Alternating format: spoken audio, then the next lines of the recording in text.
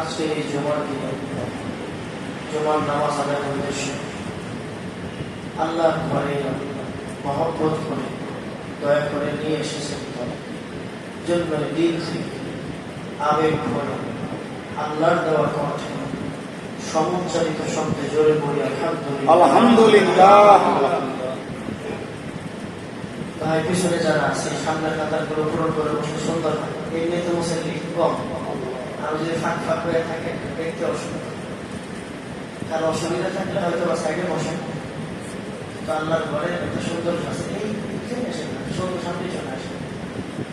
সবাই বাড়িতে চলে গেছে এর সময়। আজকে অনেকে কোরবানি করছে, এই 10টা-11টার দিকে অনেকে গরু জন্ম করছে। মানুষের রোজগার করে আসতে একটু সময় লাগতেছে। আল্লাহর ঘরে আল্লাহর দেওয়ার নিয়ম অনুযায়ী বসে ভালো হয়। কি বলেন ভাই?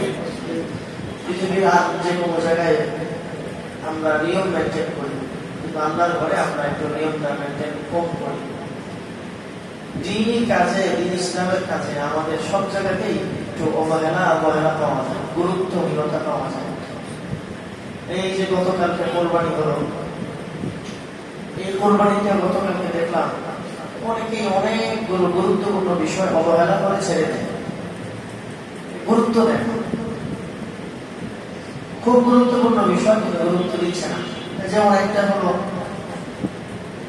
অনেক জায়গায় দেখলাম কষাই আছে না, কষাইদেরকে দিয়ে গরু কোরবানি করে গেছে। নিজেরটা নিজে করুক, না হলে হুজুর দিয়ে করা, না হলে মাদারের ছাত্র আছে না কাউকে করা, কিন্তু করাই কষাই করে। এমন এক লোক, যে লোকের নাই দাড়ি, যে সে নামাজটা পর্যন্ত পরে আসবে, এদের লঙ্গি পরে চলে আসছে, চুলের জটি বান্ধা, হাতে বিড়ি, বুঝতে পারছেন কথা বলা, হাতে বিড়ি কাটতেছে, সে গরু করতেছে, দোয়া করতেছে বিসমিল্লাহ আল্লাহু আকবার।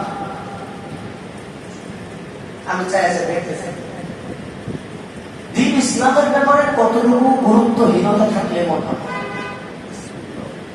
কোরবানি একটা ইবাদত, বারবার বলছে না ওয়াজিব ইবাদত। আল্লাহর অনেক বান্দারা আল্লাহর দেওয়া সামর্থ্য দিয়ে, আল্লাহর দেওয়া টাকা দিয়ে গতকালকে অনেক বড় বড় কোরবানি করছে। 8 লাখ 9 লাখ টাকা দামের গরু গতকালকে আল্লাহ কাটাইছে। আমাদের মুসল্লিরা অনেকে গতকাল কোরবানি করছে, আজকেও করতেছে, কালকেও করবে অনেকে। আল্লাহ যারা তৌফিক দিয়েছে করতেছে। আর আল্লাহর দেওয়া এটা নিয়ামত। আল্লাহ কোরআনে কি বলে? ওয়া ইউআযিম শাআইরাল্লাহ ফাইন্নাহা মিন তাকওয়াল কুলুব। যার অন্তরে আল্লাহর ভয় আছে, সেই আল্লাহর নিদর্শনগুলো পালন করে। সুবহানাল্লাহ। যারা কোরবানি করতেছে, নিঃসন্দেহে আপনাদের অন্তরে আল্লাহর ভয় আছে। আল্লাহকে আপনি ভালোবাসেন, আল্লাহকে ভালোবাসেন বিদায় আল্লাহকে সন্তুষ্টি করার জন্যই আমরা একাধিক কোরবানি করতেছি। একটা দিনে হয়ে যায়, ছোট একটা পশু দিলেই হয়ে যায়। সেখানে আমরা আলহামদুলিল্লাহ 4 লাখ 5 লাখ 10 লাখ 12 লাখ টাকা খরচ করে আমরা কোরবানি করতেছি। সুবহানাল্লাহ। এই তৌফিক কে দিয়েছে? আল্লাহই দিয়েছে। যেখানে 20,000 টাকা 30,000 টাকা একটা ছাগল কোরবানি করলে তার জন্য ওয়াজিব আদায় হয়ে যায়, কিন্তু না, তার কোনো চিন্তা করে না, আমি আমার রবের দেওয়া সম্পদ দিয়ে আল্লাহকে আমি অনেক বেশি কোরবানি করে আমার এই কোরবানির মধ্যে অনেক গরিব দুঃখীদেরকে আমি শরীক করবো, অংশীদার দেবো, হাতিয়ে দেবো, মানুষকে দিচ্ছি। এটা আল্লাহর দেওয়া না। নেক আমল করতে পারা, নেক আমল করতে পারা বড় শুকর আদায় করা, বলেন আলহামদুলিল্লাহ। আল্লাহ যে দিচ্ছে এই নেক আমল করতে পারে, এজন্য শুকরিয়া আদায় করা। কারণ বান্দা নিজের ইচ্ছায় কোনো নেক আমল করতে পারে না, কোনো নেক আমল বান্দা স্বেচ্ছায় করতে পারে না, পারবে না। আবার বান্দা নিজের যোগ্যতায় এই সামনে আসে, এই ভাই সামনে আসে, পিছনে বসে। মসজিদের সৌন্দর্য নষ্ট, এটা মসজিদের সৌন্দর্য না, মসজিদের সৌন্দর্য না। আরেকটা হলো বান্দা চাইলে আল্লাহর ঘরে, আল্লাহ বান্দা চাইলে নিজের যোগ্যতায় গুনাহ থেকে বাঁচতে পারে। বান্দা চাইলে নিজের যোগ্যতায় গুনাহ থেকে বাঁচতে আল্লাহই বাঁচায়, আল্লাহই বাঁচায়, আল্লাহই বাঁচায়। ইউসুফ আলাইহিস সালামের ঘটনা আপনারা শুনছেন। 7টা দরজার ভিতরে, এর মধ্যে ভিতরে তারা আটকাইছে। আল্লাহু আকবার কাবীরা। সুলাইখা তার 7টা দরজার ভিতরে ঢোকায় গোনার প্রস্তাব দিয়েছে। ইউসুফ বলছে যে আমার দায়িত্ব হলো গোনা থেকে বাঁচার নিয়োগ করে দৌড় দেওয়া, আল্লাহর দায়িত্ব হলো আমার হেফাজত করা। সুবহানাল্লাহ। কারণ আমার আল্লাহ যদি আমার না বাঁচায় আমার পক্ষে বাঁচা সম্ভব না। উনি ঊর্ধ্বমুখী হয়ে পিছন দিকে ঘুরে একটা দৌড় দিয়েছে, আল্লাহর কুদরতে 7টা দরজা সবগুলো খুলে গেছে। অথচ সবগুলো সারিবদ্ধ বড় বড় তালা মারা ছিল। তখনকার সময়ের তালা আর এখনকার তালা এক না। আমরা মনে করি এখন অনেক ডিজিটাল যুগ হয়েছে, উন্নত হয়েছে, দুনিয়া অনেক কিছু শিখছে, অনেক কিছু হয়েছে। না, আগের যুগের জ্ঞান বিজ্ঞান এতটা খারাপ ছিল না। হয়তো সেগুলো আমরা এখন জানি না। মিশরের পিরামিড কোন সায়েন্স তৈরি করছে আল্লাহ গেলে মাথা ঠিক থাকবে না। আমি শুধু ভিডিও দেখি যে এই পিরামিড যে লোকটা তৈরি করছে তার ব্রেন আল্লাহ কি দিচ্ছে। এত জ্ঞান বিজ্ঞান আগে খারাপ ছিল না। তো এই হলো আল্লাহ তখনকার তালা, এই বিশাল বড় বড় তালা ছিল। কারণের নাম আপনারা শুনছেন, কারণের সম্পদের তালার যে চাবি, এই চাবি বহন করে একটা উট লাগবে। উট ভাবা যায়, উট বহন করতো চাবি। তাহলে চাবি ওরা কি এক একটা বর্তমান আমরা কিভাবে বলি, এক একটা চাবি 2-3 হাত বড় চাবি। যদি 3 হাত বড় চাবি হয় তাহলে কত বড়? এই তালা কেমনে বানাইছে তখন? সুবহানাল্লাহ। এই হলো তখনকার সময় জ্ঞান বিজ্ঞান। তাহলে এই 7টা দরজা জোড়াইতে লাগানোর পরও ইউসুফ আলাইহিস সালাম একটা দৌড় দিয়েছে, আল্লাহ তার গোনা থেকে বাঁচাইছে। আল্লাহর দেওয়া তৌফিক ছাড়া বান্দা এক আমলও করতে পারে না, আল্লাহর দেওয়া তৌফিক ছাড়া বান্দা গোনা থেকেও বাঁচতে পারে না। এই জন্য আমরা মসজিদে আসছি, এক আমল করছি, গতকালকে কোরবানি করছি, যা করছি সব কার দেওয়া তৌফিক করছি ভাই? আল্লাহর দেওয়া তৌফিক। এই জন্য আল্লাহর দেওয়া তৌফিকের শুকর আদায় করে বলি আলহামদুলিল্লাহ। বান্দা এই সকল শুকরিয়া আদায় করবে। আল্লাহ বলে লাইন শাকারতুম লাযিদান্নাকুম। বান্দা যখন শুকরিয়া আদায় করবে আমি আল্লাহ তার নিয়ামতকে বাড়াই আরো সামনে বেশি বেশি নেক আমল করার তৌফিক দিন।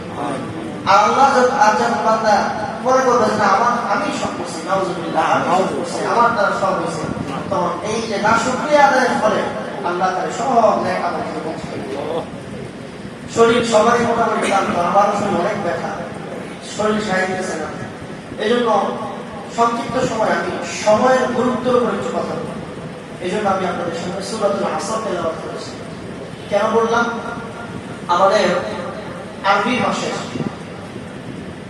এটা শেষ মাস, জিলহজ মাস। এই জিলহজ মাসের এই শেষের দিকে এসে আরবি মাসের শেষ হচ্ছে, আমাদের কাছ থেকে আরেকটা বছর চলে গেল, বিদায় হচ্ছে। বিদায় হচ্ছে মানে আমাদের জিন্দগি থেকে আরেকটা বছর বিদায় হচ্ছে, হায়াত থেকে একটা বছর কমতেছে। গত বছর যার বয়স 33, এই বছর তার বয়স 34। বাহ্যিক দৃষ্টিতে দেখা যাচ্ছে সে বড় হচ্ছে, সিনিয়র হচ্ছে, কিন্তু হাকিকতে সে ছোট হয়েছে, দুনিয়ার আয়ু তার কমতেছে। এই জন্য সূরাতুল আসর আমি তেলাওয়াত করছি আপনাদের সামনে। সময় তো চলেই যাচ্ছে, সময় চলেই যাচ্ছে, ধীরে ধীরে সময় আমাদের কাছ থেকে বিদায় নিচ্ছে। গত বছর এমনও লোক ছিল যার শরীরের একটা চুল পাকে না, যার একটা দাড়িও পাকে না, কিন্তু এই গত মাসে কয়েকজন বলতেছে হুজুর আমার তো এই 2 মাস আগেও দেখছি যে আমার মাথার চুল একটাও পাকে না। হঠাৎ করে আয়নার সামনে যায় হুজুর আমার চুল পেয়ে গেছে।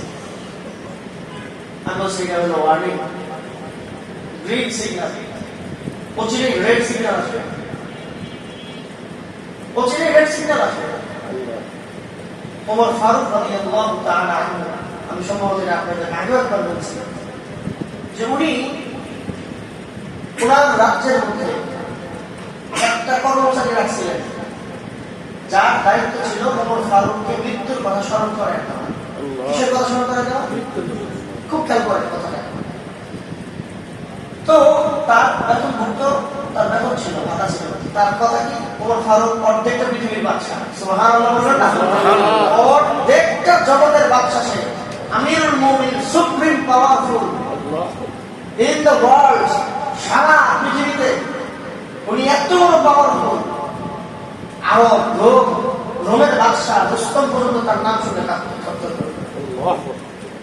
এত বড় বড় বাদশা তার নাম শুনলে কাঁপত। তার দেখার অনেক ইচ্ছা ছিল। মাঝে মাঝে বড় বড় বাচ্চারা তাকে দেখার জন্য আসলো, গিয়ে দেখে জঙ্গলের মধ্যে ঘুমাই গেছে, গাছের নিচে শুয়ে রয়েছে, খালি বাজারে শুয়ে রয়েছে, কেউ সামনে দিয়ে যায়। তো একবার এক রুমের বাচ্চার এক লোক তাকে দেখেছে, মুসলমান আমি তুমি তুমি আমি মুসলমানদের তুমি প্রধান, তুমি গাছের নিচে এমনি ঘুমাই রয়েছো, তোমার কোনো শত্রু নাই। আমাদের বর্তমান পৃথিবীর যত দেশের যত বাচ্চা আছে বলেন দেখি, সিকিউরিটি গার্ড ছাড়া 1 ঘন্টা চলতে পারবে না, 30 মিনিট চলতে পারবে? সম্ভবই না। ঠেকায় বেঠাকায় ঘুরে ফিরে কোনো না কোনো ভাবে প্রত্যেকটা রাজা বাদশাহ রাষ্ট্রপ্রধান কোনো না কোনো দিক থেকে বাঁকবার, কোনো না কোনো দিক থেকে চিটার, কোনো না কোনো দিক থেকে জনগণের সম্পদ চুরি করে। সারা পৃথিবীর সব সততার উপরে একজন ইনসান পৃথিবীতে খুঁজে পাওয়া যাবে না। মুসলিম দেশে 57টা দেশ, কোন দেশের রাষ্ট্রপ্রধান 100% পিওর ম্যান নাই, সাহাবীদের মতো আখলাক কারো নাই, কারো নাই। আর আমিরুল মুমিনিন সেদিন বলছে কি, আরে ভাই আমি আমিরুল মুমিনিন একটা দেশের যত জনগণ আছে প্রত্যেক জনগণের সকলের হক আমি আদায় করছি, আমার দুশ্মন থাকবে না। সুবহানাল্লাহ বলবেন না? সবার হক সবার পাওনা আমি বুঝাই দিছি, ঘরে ঘরে তার হক পৌঁছে দিছি, আমার দুশ্মন থাকবে না। আমার তো ভয় নেই আলহামদুলিল্লাহ, কারণ আমি এই দেশের একজন জনগণেরও হক আমি নষ্ট করে দিচ্ছি। কারণ নষ্ট করে আমার দুশ্মন থাকবে না। সেই আমিরুল মুমিনিন মৃত্যুকে কতটা স্মরণ করতেন, সময়কে তিনি কতটা মূল্যায়ন করতেন, যে তিনি শুধুমাত্র এই কাজের ব্যস্ততার কারণে, দেশ পরিচালনার ব্যস্ততার কারণে যদি আল্লাহকে ভুলে যায়, যদি মৃত্যুকে ভুলে যায়, একটা কর্মচারী রাখছেন সে তার সাথে সাথে হারে, তিনি যেখানে যায় পিছিয়ে পিছিয়ে হারে, যেখানে যায় পিছিয়ে পিছিয়ে হারে। তার কাজ কি? ইয়া আল্লাহ উযকুর যালিকাল মাউত, ইয়া আল্লাহ উযকুর যালিকাল মাউত, আনতা নাসিতানি হাদাল মাউত, আনতা নাসিতানি আল মাউত। হে ওমর, মৃত্যুকে স্মরণ করো, মৃত্যুর কথা ভুলে যাও না। সুবহানাল্লাহ বলবেন না? সময়কে মূল্যায়ন করো, ভুলে যাও না। এভাবে কোন কিতাবে পাওয়া যায় 6 বছর, কোন কিতাবে পাওয়া যায় 10 বছর, কোন কিতাবে পাওয়া যায় 12 বছর। এক কিতাবে একটা ইতিহাস লেখছে, কিন্তু ঐতিহাসিক লেখে 5 বছর সে দায়িত্বের মধ্যে ছিল। 5 বছর পরে হঠাৎ একদিন ওমর ফারুক বলতেছে যে যাও, তোমার আর ডিউটি পালন করা লাগবে না। ডিউটি পালন করা লাগবে না মানে কি? কোন তোমার আর ডিউটি পালন করা লাগবে না। তো আমি কি কোনো অন্যায় করছি, কোনো ভুল করছি, কেন আমার চাকরি আপনি শেষ করে দিয়েছেন? না, যেই কারণে আমি তোমাকে রাখছিলাম, আমাকে তুমি মৃত্যুর কথা স্মরণ করে দিবা, আল্লাহ তাআলা সেই মৃত্যুর সিম্পটম আমার শরীরে দিয়ে দিয়েছে। এখন আর তোমাকে প্রয়োজন করবে না, প্রতিদিন আমার মৃত্যুর কথা স্মরণ করার জন্য আল্লাহ দেওয়া গ্রিন সিগন্যালই যথেষ্ট। সুবহানাল্লাহ। তখন বলল কি হয়েছে? তো আমি আজকে সকালে আয়না দেখতেছিলাম, মাথা আশ্রয় দিয়েছিলাম, ফজরের নামাজ পড়তে মসজিদে আসবো, এই ফজরের নামাজের সময় যখন আমি আয়নার সামনে মাথা আশ্রয় দিয়েছিলাম, হঠাৎ করে দেখলাম মাথার এই দিক থেকে কয়েকটা চুল ফেটে গেছে, দাঁড়িয়েও তো একটা ফেটে গেছে। আমার তো শরীরের কোনো না কোনো একটা অংশ শেষ হয়ে গেছে, শরীরের কোনো একটা সাইড আমার দুর্বল হয়ে গেছে, যেই দুর্বল হওয়ার কারণে আমার কোনো না কোনো দিক থেকে অনুপরমাণু শরীরের কোনো একটা অঙ্গ প্রত্যঙ্গ ড্যামেজ হয়ে গেছে, যার প্রতিফলনে আমার শরীরে চুল পাকা শুরু হয়েছে। আমার তো মৃত্যু খুব তাড়াতাড়ি আমার সামনে চলে আসছে। আজকের পর থেকে চুলগুলোই আমাকে মৃত্যুর কথা স্মরণ করাই দিবে, এই দাড়িটা আমাকে মৃত্যুর কথা স্মরণ করাই দিবে, তোমার দরকার পড়বে না। সুবহানাল্লাহ। ওমর ফারুক আমিরুল মুমিনিন উনি এই চুল পাকাটাকে গ্রিন সিগন্যাল মনে করতেন। আর রেড সিগন্যাল কি? রেড সিগন্যাল হলো প্রতি সপ্তাহে, প্রতি মাসে কোনো না কোনো সময় হঠাৎ ঘরে বসে থাকি, খাবার খেতে থাকি, মাঝে মাঝে এই ঘরে মাঝে মাঝে খাবার সময়, সেহরির সময় রমজান মাসে এরকম শুনছি, হঠাৎ আপনারা জানেন মাইকের থেকে আওয়াজ দেয়, কখন আমাদের সালমান ভাই, কখন আমাদের মুয়াজ্জিন সাহেব, কখন বিভিন্ন মসজিদ থেকে বিভিন্ন জায়গায় একটি বিশেষ ঘোষণা, একটি শোক সংবাদ, অমুকের ঘরের অমুকের বাবা, অমুকের ছেলে, অমুকের সন্তান আজ রাত 4 ঘটিকায় দুনিয়া থেকে ইন্তেকাল করছে। এটা গ্রিন সিগন্যাল। প্রতিনিয়ত আমার কানে মৃত্যুর সংবাদ আসতেছে, আমার সামনে যে লাশ যাচ্ছে, প্রতিনিয়ত আমি নিজে কত জানাজার সাক্ষী, আমি নিজে আমার 2 হাত দিয়ে কত মানুষকে জানাজা দিচ্ছি, মাটি দিচ্ছি, এটা আমার সাক্ষী না? এটা আমাদের গ্রিন সিগন্যাল না, রেড সিগন্যাল। এটা বোঝা আমার দুনিয়াতে থাকার সময় হবে না। দুনিয়াতে আমি বেশি থাকতে পারবো না, এটাই হলো দেখছি। এই জন্য সময় হলো দামি জিনিস। মহান আল্লাহ রাব্বুল আলামিন সময়কে কতটা মূল্যবান মনে করেছেন, সময়কে আল্লাহ কতটা দাম দিয়েছেন, যার প্রতিফলে সময়ের কসম মহান আল্লাহ কোরআনে দিয়েছেন। আল্লাহ তাআলা বলেন ওয়াল আসর, যুগের কসম, সময়ের কসম, শতাব্দীর কসম, কালের কসম। হে মানুষ, ইন্নাল ইনসানা লাফি খুসর, মনে রাখবা সকল মানুষ ক্ষতির মধ্যে আছে, সব মানুষ ক্ষতির মধ্যে আছে। ইল্লাল্লাযীনা আমানু ওয়া আমিলুস সালিহাত, যে লোকটা ঈমান আনছে এবং নেক আমল করছে, সব আমল করছে, এই লোকগুলো ছাড়া সব লোক ক্ষতির মধ্যে আছে। আল্লাহর মতো সত্তা, আল্লাহর কসম খাওয়ার দরকার আছে না? কসম খাওয়ার দরকার আছে না? প্রসঙ্গত কসমের একটা মাসালা আপনাদেরকে বলে দিই। আল্লাহর কসম ছাড়া দুনিয়াতে কোনো বিষয়ের কসম মানুষ নিতে পারবে না। আল্লাহ তাআলা সকল মাখলুকের কসম নিতে পারবেন, কারণ সব মাখলুকের খালিক হলো আল্লাহ। এজন্য আল্লাহ কোরআনের মধ্যে কখনো কখনো সময়ের কসম খাইছে, কখনো তারকার কসম খাইছে। ফালা উকসিমু বিমাওয়াকি'ন নুজুম ওয়া ইন্নাহু লাকাসামুন লাউ তা'লামুন আযীম। আল্লাহ এখানে উকসিমু বিমাওয়াকি'ন নুজুম, আল্লাহ তারকার কসম খাইছে। কোন কোন জায়গায় আল্লাহ সময়ের কসম খাইছে, কোন কোন জায়গায় আল্লাহ ফলের কসম খাইছে। ওয়াত-তিনি ওয়াজ-যাইতুন ওয়া তুরি সিনিনা ওয়া হাদাল বালাদিল আমিন। আল্লাহ নিরাপদ শহরের কসম খাইছে, আল্লাহ তাআলা তিন ফলের কসম খাইছে। ওয়াজ-যাইতুন, যাইতুন ফলের কসম খাইছে। কেন? আল্লাহ সবকিছুর খালিক।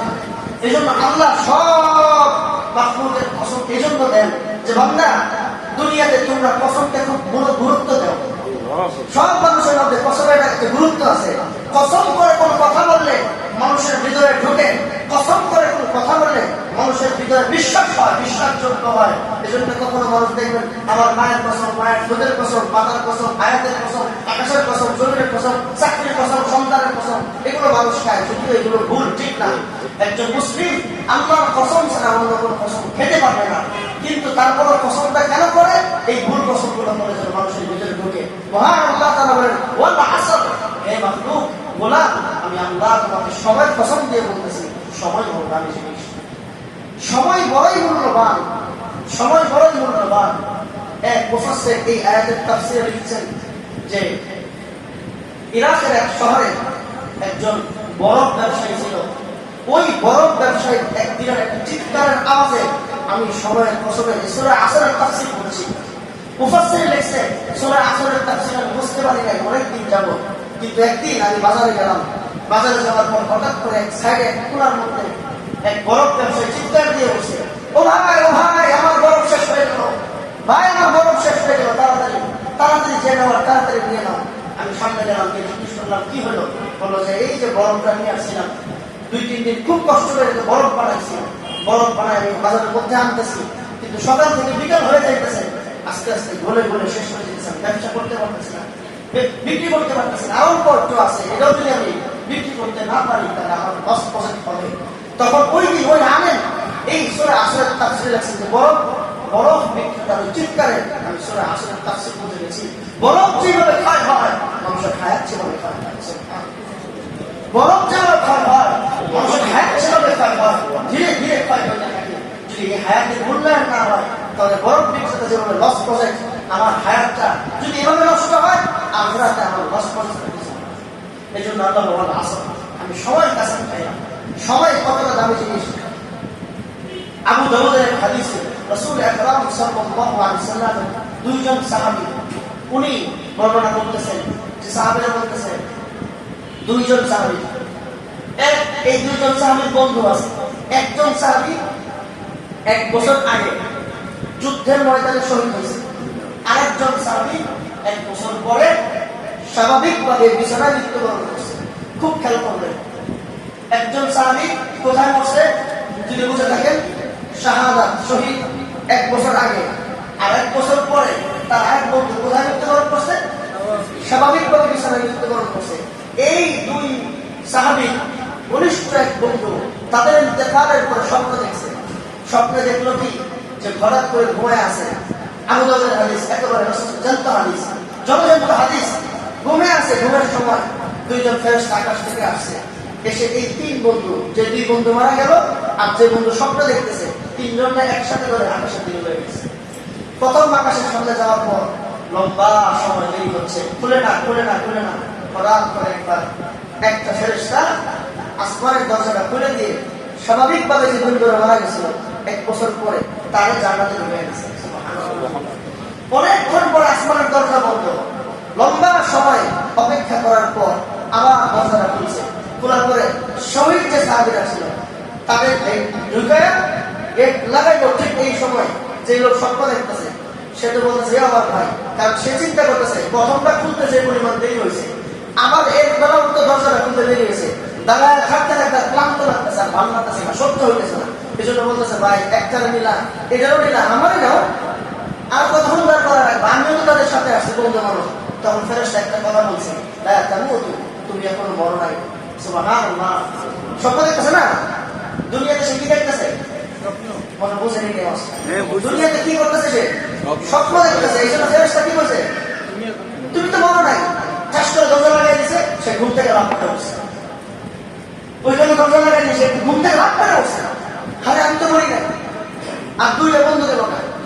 এই গভীর রজনীতে সে যখন ঘুমটা ভেঙে গেল, ঘুম ভাঙার পর এবার সে চিন্তা করলো কি হলো কি হলো কি হলো। মুহতারাম হাজিরিন, এই দুই বন্ধুর স্বপ্নগুলো যেই বন্ধু স্বপ্নে দেখলো সে গভীর রজনীতে চিন্তা করতে লাগলো যে আমার কি হয়ে গেল, আমার কি হয়ে গেল। আমার দুইটা বন্ধু, এক বন্ধু শহীদ, আরেক বন্ধু স্বাভাবিকভাবে মৃত্যুবরণ করলো, কিন্তু পার্থক্যটা হয়ে গেল হাকিকতে শাহাদাতের দাম বেশি, শহীদের দাম বেশি, শহীদের মর্যাদা বেশি।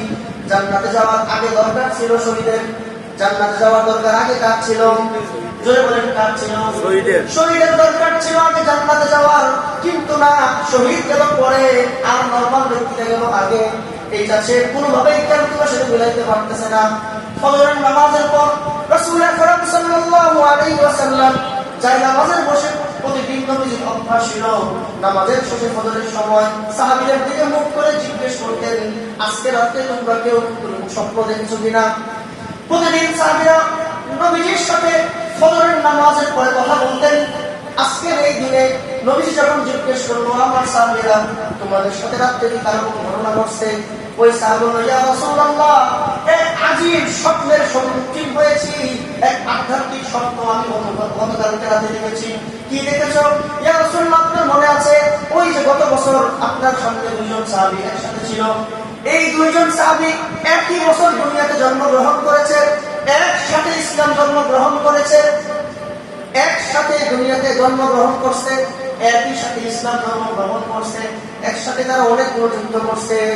কিন্তু ইয়া রাসূলুল্লাহ, একজন সাহাবী শহীদ হয়ে গেল 1 বছর আগে, আরেকজন সাহাবী 1 বছর পরে স্বাভাবিকভাবে মৃত্যুবরণ করলো। কিন্তু আমি স্বপ্নে দেখলাম শহীদ জান্নাতে গেল পরে, আর স্বাভাবিকভাবে যে ব্যক্তি মৃত্যুবরণ করলো সে জান্নাতে গেল আগে। সুবহানাল্লাহ। ইয়া রাসূলুল্লাহ, আমি মিলাইতে পারলাম না, শহীদের দাম বেশি, কিন্তু শহীদ কেন পড়ে গেল? এবার রাসূল বললেন, হাদাল ওয়াকিয়া লিমাযা তাজিব, এই ঘটনা তোমাকে কেন আশ্চর্য করে তুললো? এই ঘটনা তোমাকে কেন আশ্চর্য করে তুললো? বিষয়টা তো একেবারে পরিষ্কার। যেই সাহাবী 1 বছর পরে স্বাভাবিকভাবে মৃত্যুবরণ করেছে, তার হায়াতের মধ্যে নেক আমল বেশি। সুবহানাল্লাহ। শহীদের দাম নিঃসন্দেহে বেশি, শহীদের মর্যাদা নিঃসন্দেহে বেশি, শহীদ নিঃসন্দেহে আল্লাহর কাছে দাম পাবে, এটা কোনো সন্দেহ নাই। কিন্তু বলো দেখি, এই শহীদের সাথে তার হায়াতে দুনিয়াতে একসাথে জন্ম, একসাথে ইসলাম জন্মগ্রহণ হলেও মৃত্যুর ক্ষেত্রে 1 বছরের ডিফারেন্স। সুবহানাল্লাহ বলবেন না? 1 বছরের ডিফারেন্সে সে 365 দিন বেশি হায়াত পাওয়ার কারণে প্রতিদিন 5 ওয়াক্ত করে নামাজ পড়লে কতগুলো নামাজ তার হায়াতে বেশি আছে তুমি চিন্তা করো। সুবহানাল্লাহ। রমজান মাসের 1 মাসের রোজা আছে, আওয়াবিল, চাষ, ইশরাক, সালাতুল হাজত সহ দান সদকা সহ সব আমলগুলো তার বেশি। এই জায়গায় সময়ের পার্থক্য, এই সময়ের পার্থক্যটা 1 বছর হওয়ার কারণে শহীদ হয়েও সে পিছনে পড়ে গেল, নরমাল মৃত্যুবরণ করেও আগে জান্নাতে চলে গেল। সুবহানাল্লাহ। এবার বলেন দুইজনের পার্থক্যটা কি? হায়াত। দুইজনের পার্থক্যটা কি? যেমন পার্থক্য কি? হায়াত, সময়। সময় সময় বড় দামি জিনিস। সময় যদি কেউ ঠিকভাবে ব্যবহার না করে, সময়কে যদি আমি খেতে না পারি, সময় আমাকে খেয়ে ফেলবে। সময়কে যদি আমি কাটতে না পারি, সময় আমাকে কেটে ফেলবে।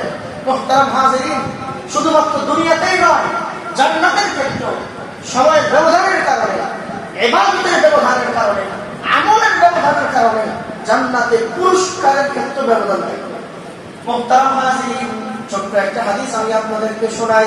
রাসূল আকরাম সাল্লাল্লাহু আলাইহি সাল্লাম ইরশাদ করেন, জান্নাতে দুজন ব্যক্তি একসাথে ঘুমিয়ে থাকবে, পাশাপাশি থাকবে, কোন কোন রিওয়ায়াতে একটু উঁচু নিচু থাকবে। হঠাৎ করে একজন জান্নাতি একটা আওয়াজ পাবে, আওয়াজ, মিউজিকের আওয়াজ, সুন্দর একটা আওয়াজ পাবে। এবার জান্নাতি, যে জান্নাতি ঘরে এই আওয়াজটা নাই, বলবে মিন আইনা সাউত, এই আওয়াজটা কোথা থেকে আসলো? ফেরেশতাকে জিজ্ঞেস করবে, ও আমার ফেরেশতা, মিন আইনা সাউত, আওয়াজটা কোথা থেকে আসলো?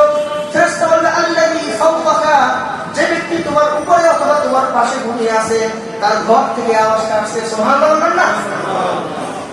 এবার জিজ্ঞেস করবে মিন আইয়ি শাইইন হাযা সাউত, এই কোন জিনিস থেকে এই আওয়াজটা আসছে? এবার ফেরেশতা বলবে জালাসা আলা সারিরিহি সুম্মা ক্বাল্লা ওয়াজহান, শোনো বান্দা, তোমার পাশে যে লোকটা ঘুমায় আছে তার ঘরের মধ্যে তার খাট আছে, ওই খাটে সে যখন ঘুমায় এক পাশ থেকে যখন আর এক পাশ পরিবর্তন করে, আমরা বলি কাঠ পরিবর্তন করে, কি পরিবর্তন করে? কাঠ পরিবর্তন করে। সে যখন ডান কাতে ঘুমায়, ডান কাত থেকে যখন বাম কাতে ঘুরে পড়ে, আবার বাম কাত থেকে যখন ডান কাতে ঘুরে, এই ঘোরার সময় খাটের ভিতর থেকে সুন্দর মিউজিকের আওয়াজ আসছে। সুবহানাল্লাহ বলেন। কি হয়েছে? আচ্ছা, একটা সুন্দর আওয়াজ, মিউজিকের আওয়াজ চলে আসলো। রাসূল আকরাম সাল্লাল্লাহু আলাইহি সাল্লাম বলেন, হে আমার সাহাবীরা, দেখো হায়াতের দাম কত, হায়াতের মূল্য কত, জীবনের দাম কত শোনো। এবার যখন যেই সাহাবী, যেই জান্নাতি ঘরের মধ্যে খাটের মধ্যে সুন্দর আওয়াজটা নাই, সেই জান্নাতি মনে মনে একটু কষ্ট পাইতেছে, পাওয়াটাই স্বাভাবিক, তার ঘরে আছে, আমার ঘরে নাই কেন?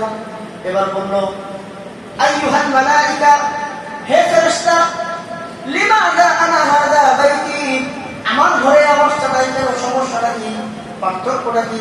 এবার ফেরেশতা বলে ইয়া আবদাল্লাহ ইসমা কালামি, হে আল্লাহর বান্দা, তুমি আমার কথা শোনো।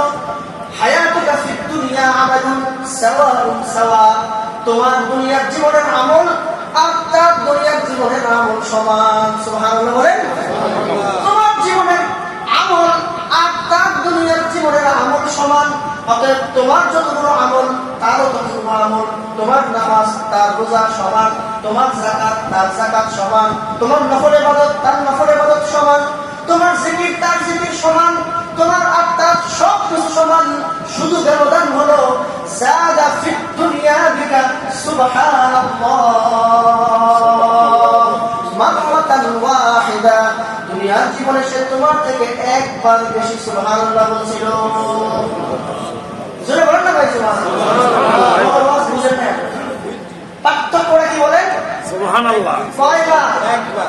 দুনিয়ার জীবনে সে তোমার থেকে একবার বেশি সুবহানাল্লাহ বলার কারণে জান্নাতে নিয়ামত এবং উপহারের ক্ষেত্রেও পার্থক্য হয়ে গেছে। বলেন না সুবহানাল্লাহ সুবহানাল্লাহ সুবহানাল্লাহ সুবহানাল্লাহ সুবহানাল্লাহ সুবহানাল্লাহ। রাসূলুল্লাহ সাল্লাল্লাহু আলাইহি ওয়াসাল্লাম বলেন সুবহানাল্লাহ আই আলফিস সামাওয়াতি ওয়াল আরদ, আসমান আর জমিনের মাঝখানে যতটুকু ফাঁকা জায়গা, এই সবটুকু ফাঁকা জায়গা বান্দাকে আল্লাহ নেকি দিয়ে ভরে দেয়। বলেন না সুবহানাল্লাহ। আমাদের বলেন সুবহানাল্লাহ। আজকের তারিখ কত? 29শে মে 2026, রোজ শুক্রবার, 12:47 1 সেকেন্ড। পরেন সুবহানাল্লাহ। আল্লাহ রাসূল বলেন একবার কারো সুবহানাল্লাহ যদি কবুল হয়, জান্নাতে একজন ফেরেশতা থাকবে, ওই ফেরেশতার সাথে সাথে ওই সুবহানাল্লাহ বলার কারী যে বলবে তার জন্য জান্নাতে একটা গাছ লাগায় দেয়। সুবহানাল্লাহ। গাছের প্রতিটি পাতাতে, প্রত্যেকটা ডালে, গাছের গোড়ার মধ্যে লেখা থাকবে 2026 সালের 29শে মে 12:47 1 সেকেন্ডে আব্দুল্লাহর ছেলে মুহাম্মদের একবার সুবহানাল্লাহ বলার এটা উপহার। এটা উপহার, সুবহানাল্লাহ কথাই দেওয়া থাকবে। আবার যদি হয় সুবহানাল্লাহ বলেন না, 12:02 আবার থাকবে, 12:48 আরেকটা থাকবে, 12:29 আরেকটা থাকবে। সবগুলোতে সুবহানাল্লাহর বরকত। শুধু তাই না, প্রত্যেকটা গাছে আলাদা আলাদা খাদেম থাকবে। সুবহানাল্লাহ বলে একটা গাছ কিয়ামত পর্যন্ত বড় হবে, সবগুলো গাছের গোড়াতে একটা একটা করে ফেরেশতা থাকবে। যখনই সুবহানাল্লাহ বলবে গাছের যত্ন বাড়ায় দিবে। একটা গাছের ছায়া হবে 500 বছরের রাস্তা দৌড়াইলে ঘোড়া দিয়ে যেই পরিমাণ সময় লাগবে, এক একটা গাছের ছায়া থাকবে এই পরিমাণ বড়। বলেন না সুবহানাল্লাহ। হায়াতের দাম, হায়াতের মূল্য, হায়াতের দাম আল্লাহ আমাদের দেওয়ার তৌফিক দান করে। ছোট ছোট সময়। এবার আমি আপনাদের সামনে আখেরি সময়ে একটি মাসালা শোনাই। মাসালাটা আপনারা হয়তো আগে অনেক শুনছেন, কিন্তু একটু নতুন করে চিন্তা করেন। আমাদের বাংলাদেশে প্রেক্ষাপটে এটা অনেক শোনা যায়। একই মায়ের গর্ভ থেকে 2 জন সন্তান জন্ম হয় কি হয় না? হয়। একই মায়ের গর্ভ থেকে 2 জন সন্তান একটা টাইম দুনিয়াতে আসছে, একজন আগে একজন পরে। যে আগে আসছে তার চেহারা বড় সুন্দর, তার হাত সুন্দর, তার পা সুন্দর, তার চোখ সুন্দর, সব সুন্দর, দেখতে এতটা মায়াবী। কিন্তু মায়ের পেট থেকে সে দুনিয়াতে আসছে মৃত, মরা অবস্থায়। এরকম হয় কিনা? মৃত অবস্থায় আসছে। কিন্তু কিছুক্ষণ পরেই এই মায়ের ঘর থেকে আরেকটা সন্তান আসলো, যার চোখটা না, যার হাত একটা নাই, যার পা একটা নাই, কিন্তু দুনিয়াতে আসছে জীবিত অবস্থায়। কি অবস্থায় আছে? আগেরটা কি ছিল? উত্তর দিতে হবে। আগেরটা কি ছিল? পরেরটা কি?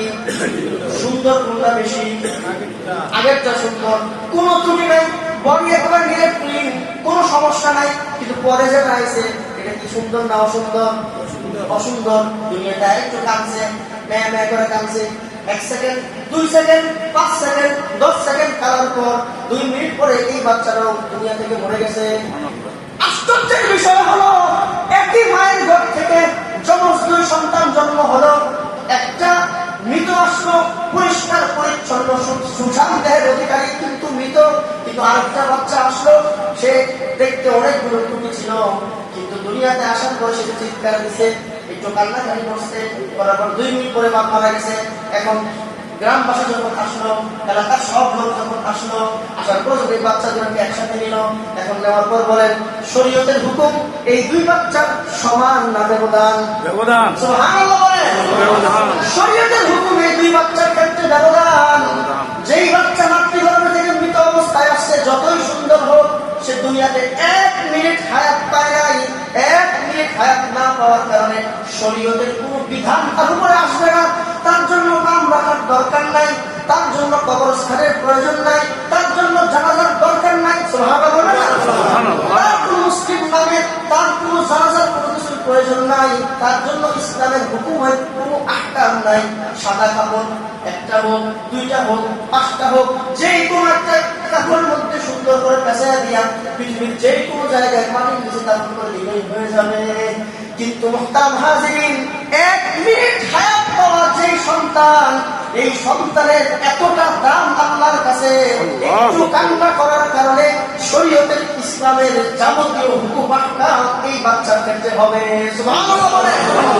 1 নাম্বার, তার মুসলমানের নাম রাখতে হবে। সুবহানাল্লাহ বলেন। সুবহানাল্লাহ। 1 মিনিট হায়াত পাওয়ার কারণে 1 মিনিট তার একটা মুসলিম নাম রাখতে হবে।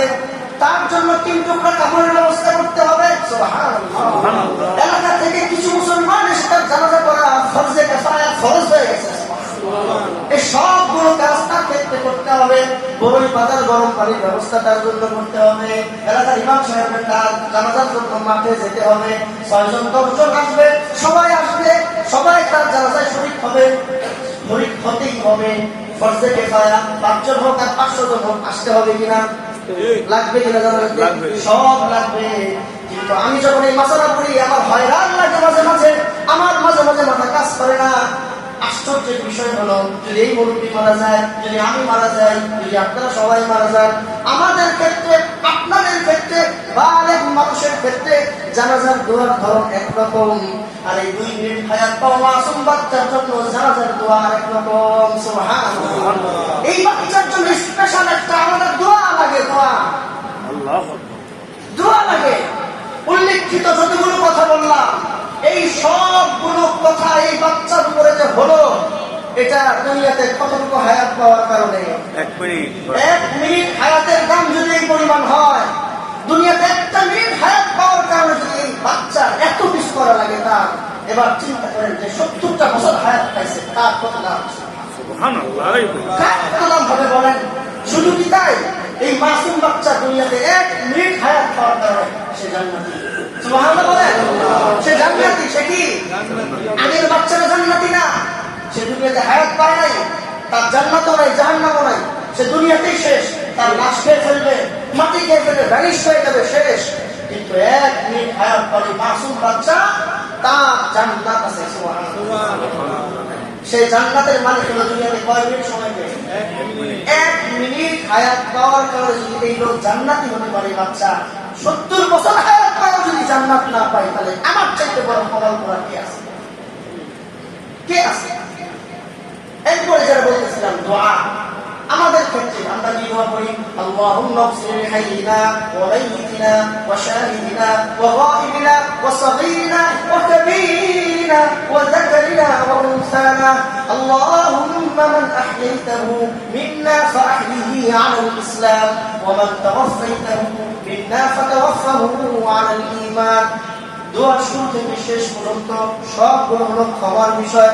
আল্লাহুম্মা ইগফির লিহাইয়িনা, জীবিতদেরকে মাফ করেন, ওয়া মাইয়িতিনা, মৃতদেরকে মাফ করেন, ওয়া সাগীরিনা, ছোটদেরকে মাফ করেন, ওয়া কাবীরিনা, বড়দেরকে মাফ করেন। মোট কথা এই দোয়ার মধ্যে সবগুলো বিষয় হলো ক্ষমার বিষয়। তাহলে আমার জানাজার দোয়া, আমাদের জানাজার দোয়া হলো ক্ষমার বিষয়। কিন্তু ওই মাসুম বাচ্চার দোয়াটা খেয়াল করেন।